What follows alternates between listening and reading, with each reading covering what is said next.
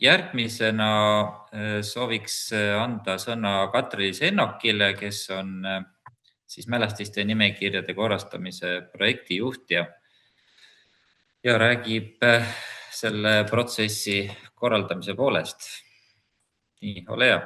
Tere kõigile, loodan, et on kuulda. Mina siis nimekirjade korrastamise projektijuht. Fookus siis sellel esimesel etapil eelkõige, aga kui me juba väärtustest räägime, siis ma võib-olla täna kasutan seda võimalust, et räägin ka sellest kaasamisest veidi laiemalt, et mismoodi seda üldse ka teoreetiliselt mõtestatakse, mismoodi meie seda vaatame. Alustaks sellest, et kõigepealt kordaks üle, et meil on siis esimene etapp maakondades, võib järgmisel slaidile näidata, kus me siin seisame, millised hinnangud on valminud ja kohtume sügisel piirkonniti maakondades. Ja teine etapp siis algas tegelikult juba nüüd ja Tartumaa juba põhimõtteliselt käib ja jätkame täpselt sama printsiibiga, et vaatame juurde ka parke ja järgnevad maakonnad on siin ka markeeritud.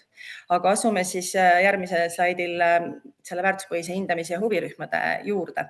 Me ei saa mõisapärandi puhul rääkida ainult hoonetest, pargist või registrikandest. Me tegelikult räägime paigast, millel on omanik, kogukonnast, kellele see midagi tähendab ja seega on siin mitu ringi ja mitu kihti kaasatavaid ka meie jaoks. Otseselt puudutatud osapooled on siiski need mõisaomanikud ja valdajad, valitsejad. Sageli ei ole see ainult eraisik, see võib olla ka MTÜ, riik või omavalitsus. Siin oleme püüdnud ka teid kutsetega tabada, et omavalitsused ja ka maakondlikud arenduskeskused et oleksid rohkem informeeritud, et selline protsess käib. Ja nii nagu siis siin Riin ja Viljar oma ettekannetes mainisid, et koostöö ja right-based approach ehk siis nagu ütleme õigustest lähtuv kaasamine, siis tegelikult teine ring sellest on kindlasti ka need, kes on otsustajad ehk siis Muinsuskaitseamet, mingil määral võib-olla nüüd juba üha enam ka Maa- ja Ruumiamet oma riigiarhitekti büroo inimestega, Keskkonnaamet, see kõik põimub seal selliste otsuste mõjutajate juures ja siin on see ametkondlik koostöö muidugi ka võtmekoht.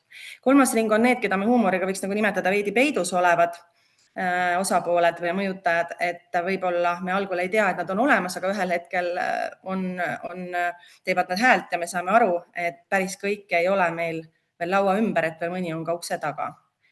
Ja järgmine on siis mõjukaardistus ja takistused, et miks me kedagi peaksime kõnetama, adresseerima, mis on nende mure.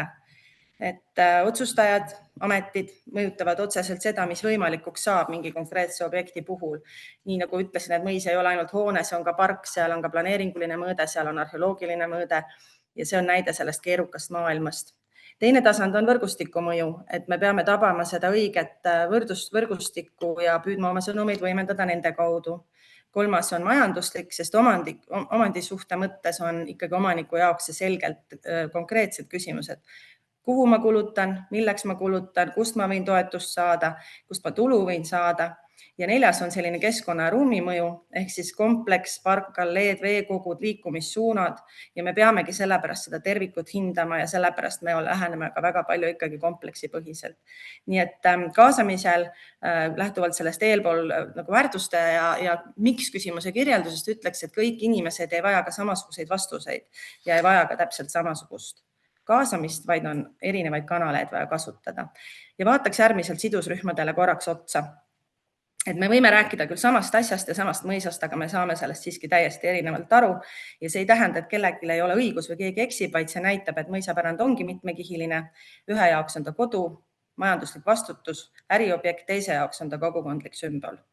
Ja kui omanik küsib praktilisi küsimusi, et kuidas ma saan seda kohta üleval pidada, siis tegelikkuses tasakaal selle praktilisuse ja suure riikliku väärtuse puhul tekitab selle, et riik küsib hoopis teistsuguseid küsimusi. Ja meie küsime sageli seda, et kas see on autentne, kas see on ajalooliselt täpne, teaduslik, materjalitruu ja hädavajalik ongi, et me kuidagimoodi selle mõtleme enda jaoks selliselt, et mitte üks väärtus ei võida ja teine kaota, vaid me toome need praeguses diskussioonis siin kõik nähtavale ja siis me neid tasakaalustatult ja teadlikult saame omavahel kaaluda, sest et igal juhul lõpeb see lõpuks kaalutlusotsusega riigi poolt. Ja täna me oleme teinud sellest siis esimese poole rehkendusest, ehk siis me oleme teinud ära selle ametipoolse esimese etapi maakondade sisutöö ja nüüd on vaja teha see teine pool rehkendust ehk tuua see informatsioon siis nagu huvirühmadeni ja hakata teiega, kes te olete liitunud täna sellelt poolelt meiega siis arutama.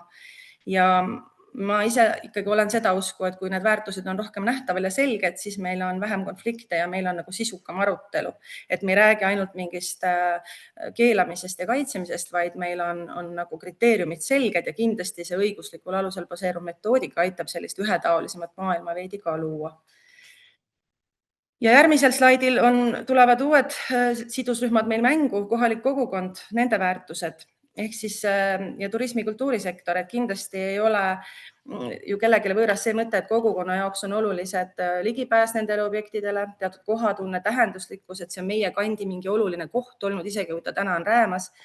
Ja see ei tähendagi, et omaniku eest saaks kogukond otsustada midagi, aga see tähendab, et ka nende väärtused peaksid olema nii-öelda pildis ja arutelu juures.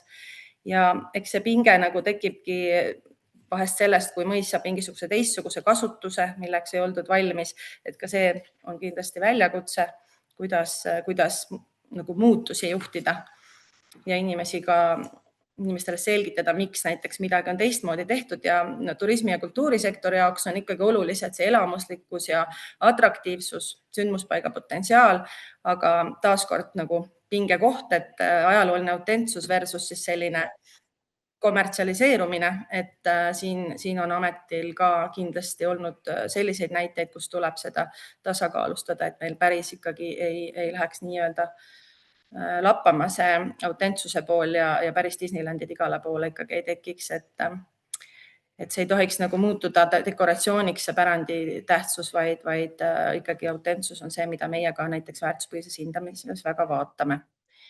Ja õiguslikul poolel metoodika taaskord annab selle raami ja siis on meil vähemalt teadlikumalt võimalik arutada. Järgmisena sidusrühmadest ütleks, et ega siis need riigimehed ka vähem tähtsad ei ole, et taaskord kui omanik küsib, kuidas ma paika kasutan ja üleval pean, siis riik küsib, et aga see on nii väärtuslik, et seda ja teist kolmandat sa ei tohi teha. Et see kriitiline ajaloo käsitlus on siin kindlasti üks, mis tuleb mängu ja siin on ka eksperdid meie jaoks partneritena laua taga. Me ei vaata teda ainult ju alati romantilise ja kauni arhitektuurina, aga me vaatame ka sellena, et kelle aja või millise ajastu lugu me räägime. Et siin on ka teatav sotsiaalne poliitiline tähtsus olnud neil objektidel ja ka need mõõtmed tuleb nagu sisse tuua. Ja järgmiseks tooks esile sidusrühma ja peamised väärtused teemal maastikud ja arheoloogia, et vahel meil need väärtused kipuvad jääma kas ebaselgemaks, nähtamatuks või tulevad arutelus mängu liiga hilja, et nagu siin eelpool kõnelejad on rääkinud, et mõis ei ole ainult peahoone, ta on terviklik pärandmaastik, alleed, pargid, tiigid, mis iganes ja siin on kindlasti ka dilemma selles, et osade jaoks on vana puu ohtlik, teise jaoks on ta suur väärtus, osade jaoks on võsastunud mõisapark midagi väga hirmsat, mis vajaks väga trimmeriga ülekäimist ja teised ütlevad, et see on nagu elurikkuse staap, et ka need teemad kindlasti tulevad siin lauale, kui me vaatame, millised nende mõisaparkide olukorrad on. Ja arheoloogia poole pealt on ta selline nähtamatu kiht ja maapõuepärand ja päris tihti me oleme ka praegu oma majas sattunud ju diskussioonidesse, et tundub, et objekt ise võib-olla enam ei kanna seda riiklikku väärtust, aga samas selle paiga juures all kuskil on mingisugune kihistus, mis vajaks ikkagi eelnevalt läbiuurimist, kui me saame tema kaitse lõpetamist üldse kaaluma hakata. Nii et need varasemad asustusjäljed, majandushoonete jäänused, kalmistud, mis iganes üksused seal on olnud, ka see vajab veel nagu sisse vaadet, enne kui mingisuguseid lõplikke väärtuspõhiseid otsuseid langetada. Nii et ainult nähtav hoone ei ole see, vaid ka maastik, selle struktuur ja me püüame neid asju silmas pidada. Ja asuks korra veel kaasamise teema juurde nagu selles mõttes, kuidas me astume sellel teel, et järgmisel slaidil on nagu selline redel ja tegelikult kaasamise redel on nagu teaduslikes teooriates ka selline klassikaline mudel, mida kasutatakse. Mina olen praegu siin lihtsalt toonud esile sellised redelipulgad nagu, et see võrgustike kaardistamine on see esimene faas ja läbi selle webinari sihtrühmad me ka oleme püüdnud nagu aru saada, et kellele mis huvi pakub ja keda kaasama peaks. Siis järgmine on selline kommunikatsioonikanali valik, et kindlasti osad loevad aastaraamatut, osad nagu ei tea sellest midagi, osad loevad meie infokirja, osad loevad sotsmeediat, et see peab olema selline laiem spekter ja hõlmama rohkemaid sihtrühmi. Ja põhimõtteliselt siis suhted võrgustikud, et kuidas me mööda redelit liigume. me vaatame ka seda, et inimene ei peaks olema ainult siis selline, et jah, sain dokumendi, lugesin läbi, vaid meil ikkagi tekiks see arutelu formaat rohkem, nii et mitte ainult info vastuvõtja, vaid ka kaasarääkimise võimalus. See on nagu selline redeli järgmine etapp. Ja kesksed sõnumid, et mida me ka läbivalt siis püüame anda, et miks seda protsessi üldse tehakse. Ilmselt me kõiki ka oma järgnevaid webinare alustame nendest samadest sõnadest, sest ka Viljar ütles, et see, kui sa ükskord ära räägid, tegelikult ei tähenda midagi. See on nagu pidev põllutöö ja me püüame siis seda selgust luua ka sügisestel järgmistel oma maakondlikel infoüritustel ja meil kindlasti ei ole ideaalseid olusid, mitte millekski ei rahalises ega inimressursi mõttes. Meil ei ole ka kõiki vastuseid ja me kindlasti oleme esimesest etapist juba ka mingid õppetunnid saanud. Aga kui nüüd minna järgmise slaidil selle jooksva töö juurde, et siis võib-olla läheks konkreetsemaks, et kuidas see info siis nagu hakkab liikuma. Regulaarsed briifid, kui on mingid listid, kes kindlasti tahavad veel saada regulaarset informatsiooni, võivad meilt siis oodata, et me neile ka saadame seda, aga me kindlasti loome septembrikuust alates nimekirjade korrastamise lehele sellise asja nagu mõisapärandi maandumisleht või veebipesa, kuhu saavad siis üles riputatud kõik jooksvalt olulised materjalid. Stiilis, et kui me läheme mingisse maakonda rääkima, siis sellele eelnevalt me püüame panna üles materjalid just konkreetselt selle piirkonna asjade kohta, mis on hinnatud.